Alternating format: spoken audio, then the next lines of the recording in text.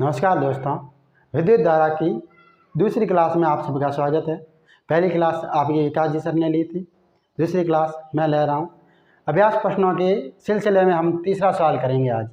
तीसरा सवाल देखो लो, आप बोर्ड पे लिखा हुआ है कि किसी बल्ब का पाठ्यांक को अनुमंतांक को एक ही चीज़ होती है, 220 वोल्ट दे रखा है और 100 वाट दे रखा है। यानी बल्ब में विभवांतर दे रखा है, V का मान आपको दे रखा है 220 वोल्ट दे रखा है और शक्ति विद्युत शक्ति P का मान दे रखा है आपको 100 वाट। W का मतलब वाट होता है और V का मतलब वोल्ट होता है। जब इसे 110 वोल्ट पर, यानी कि सेकंड स्टेप कह रहा है कि V डैश 110 लेके प्रसारित करेंगे तो आपको P डैश का मान ज्ञात करना है। P डैश का मतलब जब आप वोल्टता 110 एम्पियर 110 वोल्ट करते हो तो आपकी शक्ति कितनी होगी वो बताना है। इसके लिए आपके पास एक फार्मूला होता है P बराबर V²R। इस फार्मूले से आप सबसे पहले नियतांक प्रतिरोध का मान R ज्ञात करोगे और उसके बाद इसी को आप P डैश के अंदर रख दोगे। अब पहले स्टेप में आपके पास P का मान है 100 वाट दे रखा है, तो इसमें 100 वाट रख दो P की जगह, बराबर V का मान आपको दे रखा है 220 वोल्ट। 220 यहाँ आपके V² है तो मैं इसको 2 बार गुणा करके लिख देता हूँ।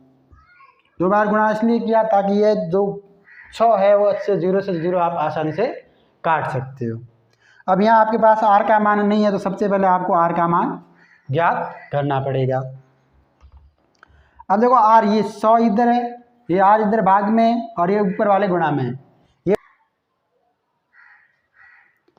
100 वाट। अब ये जो आपके R भाग में है इधर भेजूंगा तो गुणा में आ जाएंगे और ये गुणा में 100 होंगे वो इसके भाग में आ जाएंगे। यानी हम इसका वज्र गुणा करेंगे, R को इस तरफ ले जाएंगे और इसके अपॉन में कुछ नहीं है, 1 है तो इसको इस प्रकार लिख सकते हैं।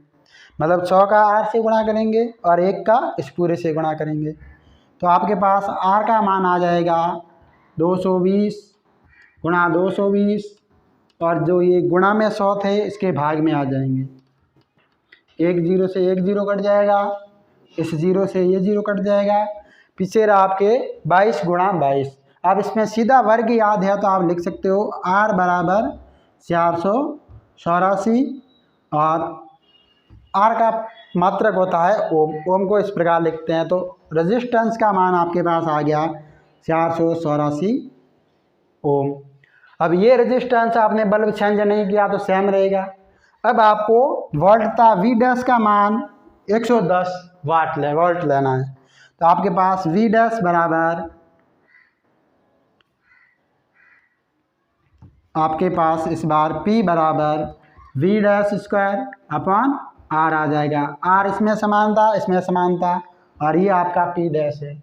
इस बार आपके पास P डैश का मान आ जाएगा P डैश बराबर V डैश का मान इस बार कितना 110 वोल्ट है तो 110 स्क्वायर है तो 2 बार गुणा कर दो और प्रतिरोध का मान आपने ज्ञात कर दिया 484।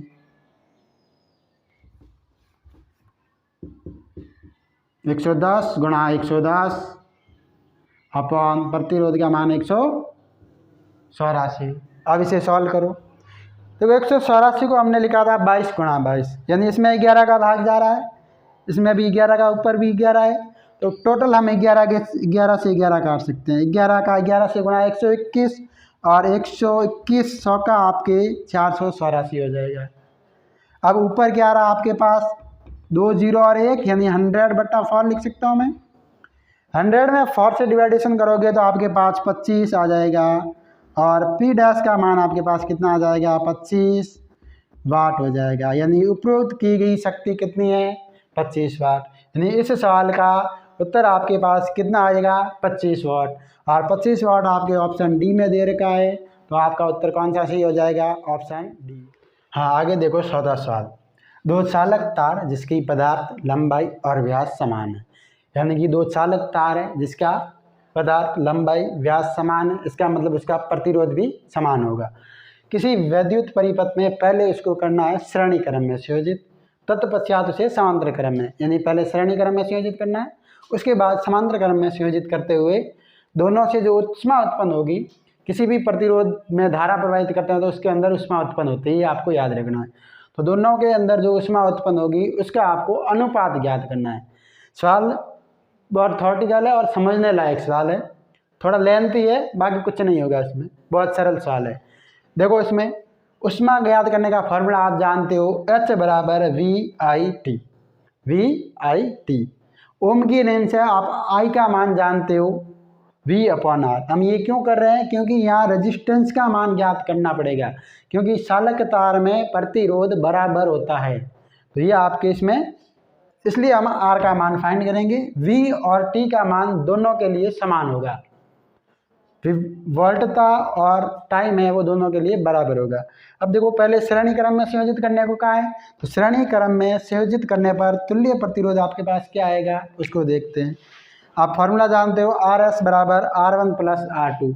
हमें दो चालक तार है इसलिए हमने R1 और R2 लिया। आप इसे R3 R4 आगे जितने भी तार के जोड़ सकते हो। अब चालक तार के पदार्थ समान है, पदार्थ समान है तो दोनों का प्रतिरोध समान होगा, मैंने आपको पहले ही बता दिया है। R1 बराबर R2 है, तो R1 बराबर R2 को मैंने R ले लिया, कैपिटल R ले लिया। तो मेरे पास तुल्य प्रतिरोध श्रेणी क्रम संयोजन के लिए क्या आ जाएगा, RS बराबर R1 प्लस R2, दोनों को जोड़ूंगा R और R क्या हो जाएगा 2R, यानी कि RS का मान मेरे पास 2R आ गया। कोई प्रॉब्लम यहाँ तक। अब देखो श्रेणी क्रम में ऊष्मा ज्ञात करो, प्रतिरोध आ गया, अब ऊष्मा ज्ञात करनी है। ऊष्मा ज्ञात करने का फॉर्मूला मैंने आपको पहले ही बता दिया, S बराबर V²T/2R। V का मान समान है, T का मान समान है, और 2R मैंने देखो कहाँ से लिया है, 2R श्रेणी क्रम का तुल्य प्रतिरोध लिया है 2R। यहाँ केवल R था लेकिन हमारे पास श्रेणी क्रम में कितना आया 2R, इसे मैंने समीकरण नंबर 1 दे दिया। कोई प्रॉब्लम यहाँ तक। अब पुनः हमें क्या करना है, समांतर क्रम संयोजन में इसे जोड़ना है। समांतर क्रम संयोजन का तुल्य प्रतिरोध आप जानते हो, 1/RP बराबर 1/R1 प्लस 1/R2। और यहाँ देखो R1 का मान और R2 का मान बराबर है और दोनों को हमने R लिया था, इस समीकरण में देख लो आप। तो R1 बराबर R2 1/R और 1/R कितने होते हैं 2/R हो जाएगा। यहाँ आपके पास 1/RP का मान आया है, लेकिन आपको RP का मान ज्ञात करना है। तो RP को, इसको दोनों को व्युत्क्रमण कर दो, आप उल्टा कर दोगे तो RP का मान आ जाएगा, RP बराबर R/2 आ जाएगा मेरे पास। अब इससे समांतर क्रम से उत्पन्न ऊष्मा का मान क्या हो जाएगा, इसको SP लिया, SP का मतलब है पार्श्व क्रम संयोजन और SS का मतलब है श्रेणी क्रम संयोजन। यहाँ पे वही फार्मूला है, V²T, V और T का मान समान होगा और R/2। यहाँ R/2 का मान क्यों लिया है, क्योंकि यहाँ पर आपके पास समांतर क्रम संयोजन में R का मान R/2 आया है।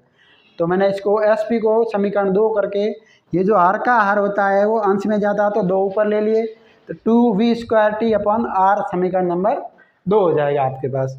अब मैंने क्या किया, इसे समीकरण 1 और समीकरण 2 का भाग दिया। क्यों दिया भाग, क्योंकि हमें अनुपात ज्ञात करना है और अनुपात तभी आएगा जब हम किसी भी चीज़ का उसी में भाग देते हैं।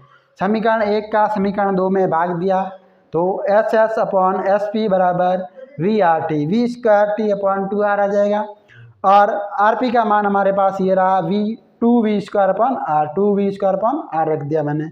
अब देखो V²T और V²T दोनों में आ रहा है तो कट जाएगा।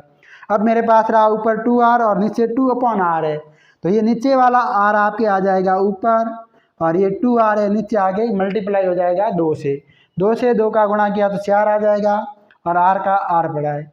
अब देखो यहाँ R है, ऊपर भी है और नीचे भी है, तो R से R कट गया। अब यहाँ मेरे पास 1/4, 1/4, इसे मैं लिख सकता हूँ HS अनुपात SP। भाग का मतलब अनुपात होता है, तो HS अनुपात SP बराबर 1/4। तो आपके पास दोनों क्रमों से उत्पन्न ऊष्मा का मान कितना आ गया 1/4 और ये आपके ऑप्शन नंबर 4 में दिख रहा है। तो इस प्रकार आपका चौथा सवाल बहुत सरलता से सॉल्व हो गया। आपके बहुत सरल है, एक ही फॉर्मूले को 2 बार ट्राई करना है आपको।